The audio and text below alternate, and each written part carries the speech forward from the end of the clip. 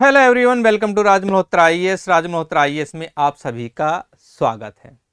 पाकिस्तान को एक बड़ी क्षेत्रीय शक्ति कहा गया है। साथ ही ये कहा गया है कि पश्चिमी एशिया में जंग रोकने की रखता है ताकत। खुद पाकिस्तान अगर देखा जाए तो वो साउथ एशिया का कंट्री यानी दक्षिण एशिया का कंट्री है, लेकिन ताकत पाकिस्तान जो है वो पश्चिमी एशिया को जो है कंट्रोल करने की रखता है।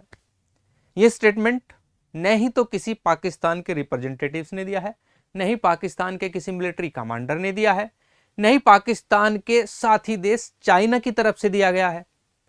और भारत में तो सवाल ही खड़ा नहीं होता कि क्योंकि भारत तो उसको बड़ी क्षेत्रीय शक्ति तो छोड़े, एक स्टेट ही मानने के लिए तैयार नहीं है। इस रोग स्टेट जो है माना जाता है पाकिस्तान को। भारत की मतलब जो पब्लिक है वैसे अपनी पॉलिसी में जो है उसको एक नेशन का जो दर्जा है वो दिया गया है, ऐसा नहीं है। लेकिन भारत की जो आम पब्लिक है वो उसको एक पूरा कंप्लीट स्टेट भी नहीं मानती है। पश्चिमी एशिया में बड़ी जो है ताकत रखता है, ऐसा स्टेटमेंट कहां से आ सकता है? आइए जानते हैं इसके पीछे क्या कहानी है। तो कहानी ये है कि द प्रिंट में जो है एक आर्टिकल छपा, और आर्टिकल जो है वो एक 8th राउंड कॉन्फ्रेंस जो थी वो हो रही थी। यूरोपियन यूनियन की जो आपकी फॉरेन पॉलिसी की जो रिप्रेजेंटेटिव है यानी विदेश नीति की प्रमुख जिसको हम कहते हैं वो कजा क्लास है। कजा क्लास जो है ऐसे ही जो है अपने अलग अलग कंट्रीज में जो है कॉन्फ्रेंस कर रही हैं। उसी दौर में ये पहुंची इस्लामाबाद। इस्लामाबाद जाकर इन्होंने क्या किया कि इन्होंने जो है वहां पे पाकिस्तान के जो फॉरेन मिनिस्टर हैं इसहाक डार साहब, उनके साथ बैठ के एक जॉइंट प्रेस कॉन्फ्रेंस की। और उन्होंने जॉइंट प्रेस कॉन्फ्रेंस में ये कहा कि पाकिस्तान जो है वो अमेरिका और ईरान के बीच संवाद की ताकत रखता है। अमेरिका और ईरान के बीच तनाव को कम करने की अक्षमता पाकिस्तान रखता है। ये ऐसा स्टेटमेंट दिया है जो है श्रीमती आपकी जो ये हैं, इनका नाम है कजा क्लास, इन्होंने ऐसा कहा है। तो ऐसा क्यों कहा है, इसके पीछे बहुत सारे रीजंस हो सकते हैं। हालांकि यूरोपियन यूनियन एक यूरोप का बहुत बड़ा ग्रुप माना जाता है। इसमें अगर हम इंग्लैंड को हटा दें तो सारे यूरोपियन लगभग कंट्री जो है उनका अपना एक ग्रुप है। इनकी अपनी जो है इकोनॉमी होती है, अपनी जो है एक इनकी मुद्रा चलती है।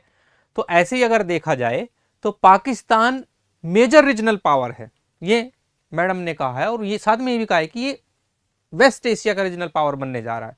चलिए कैसे बनेगा पावर, देखते हैं। तो इसके पीछे क्या हो सकता है, इसके पीछे पहले हम जान लेते हैं पूरा घटनाक्रम। घटनाक्रम जैसा कि मैंने बताया था कि 8वीं जो है राउंड कॉन्फ्रेंस हो रही थी, जिसमें पाकिस्तान और यूरोपियन यूनियन स्ट्रेटेजिक डायलॉग हो रहा था।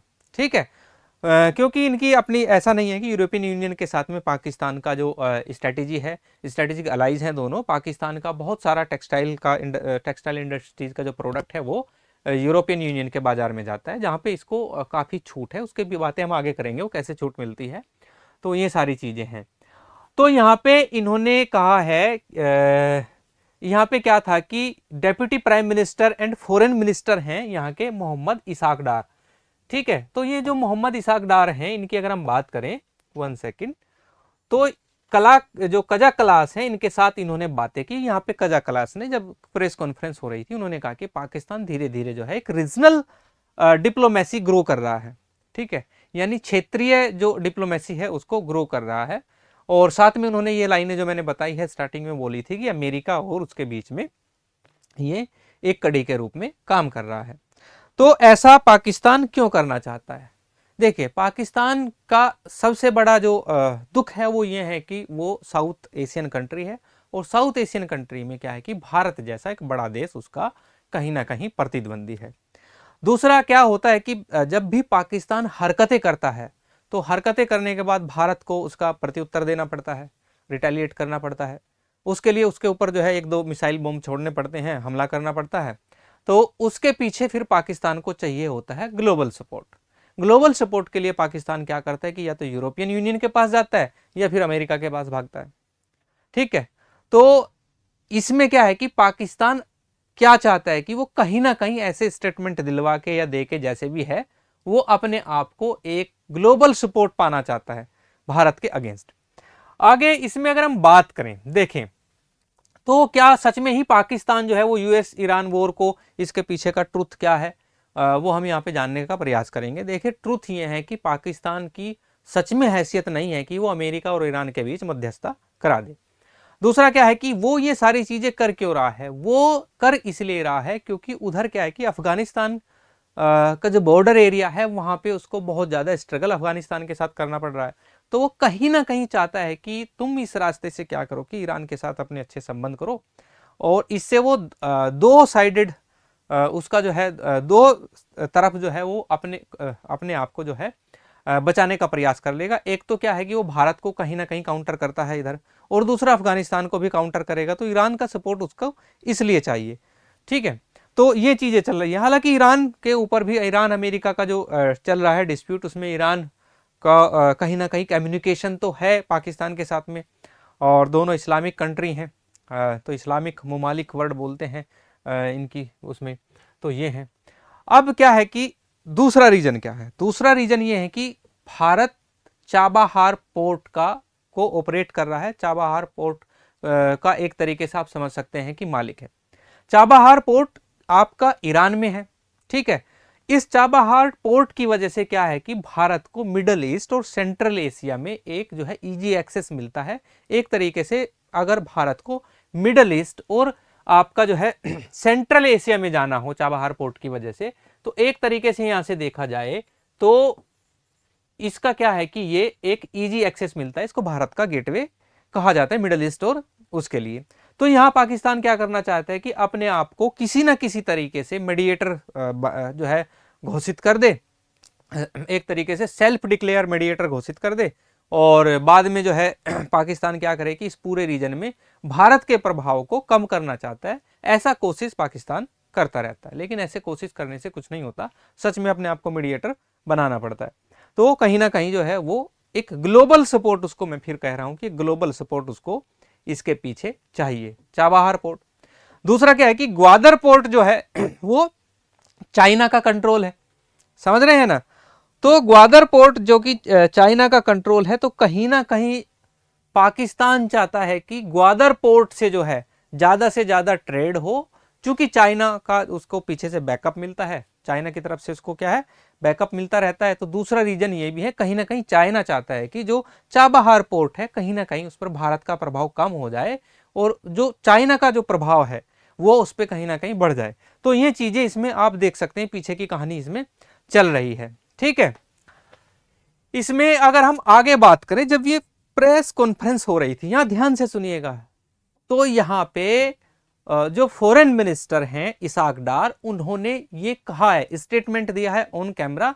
वहीं पे साइड में यूरोपियन यूनियन की जो आपकी फॉरेन पॉलिसी की हेड हैं, रिप्रेजेंटेटिव हैं, वो भी साथ में बैठी थी। उन्होंने कहा था कि जब पिछले साल, खुद कबूला उन्होंने, हमारे ऊपर भारत ने हमला किया, तो हमले के दौरान हम यूरोपियन यूनियन के साथ लगातार क्लोज कॉन्टेक्ट में थे।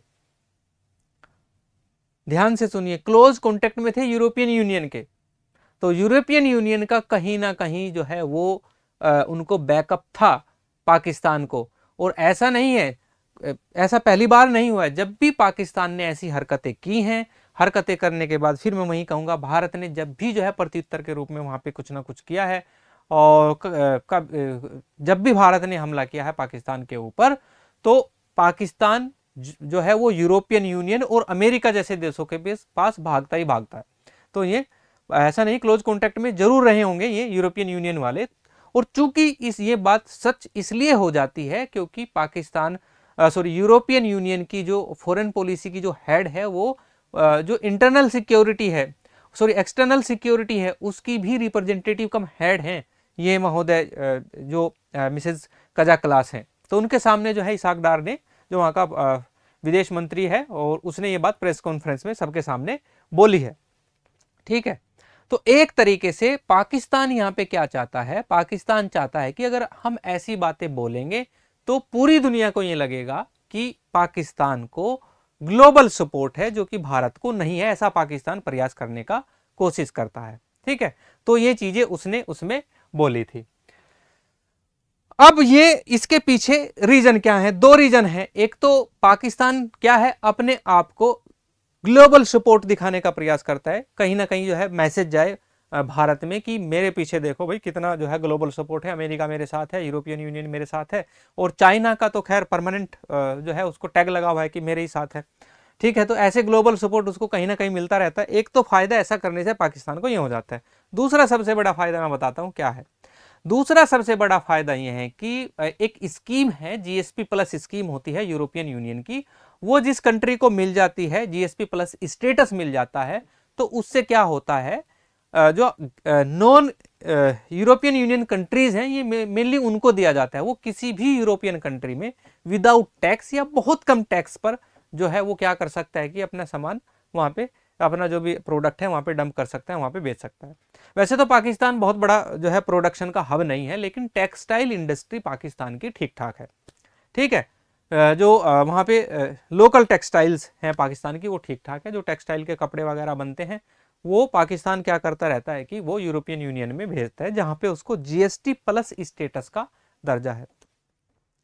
उससे क्या होगा, जीएसपी प्लस स्टेटस का दर्जा उसको मिला हुआ है, जिसकी वजह से पाकिस्तान में क्या होता है कि पाकिस्तान की इकोनॉमी वो लगातार थोड़ी बहुत चलती रहती है। ये चीजें समझ रहे हैं। और साथ ही यूरोपियन यूनियन का डबल स्टैंडर्ड है। यूरोपियन यूनियन क्या चाहता है कि वो कहीं ना कहीं पाकिस्तान को जीएसपी प्लस में रखना चाहता है, और पाकिस्तान का सपोर्ट जो है वो अपने साथ रखना चाहता है। तो ये इसका है। तो एक तरीके से देखा जाए तो पाकिस्तान चाह क्या रहा है, पाकिस्तान चाह रहा है कि दोनों साइड से जो है वो गेम खेले। एक साइड से तो वो ग्लोबल जो स्टेटस है का टैग है उसको मिलता रहे कि ग्लोबल सपोर्ट है, दूसरा क्या है कि उसका जो है अर्थव्यवस्था चलती रहे और जीएसपी प्लस स्टेटस का दर्जा उसका बना रहे। इसलिए जो है ये सारी चीजें इसमें हो रही हैं। ठीक है, तो ये थी आज की कहानी।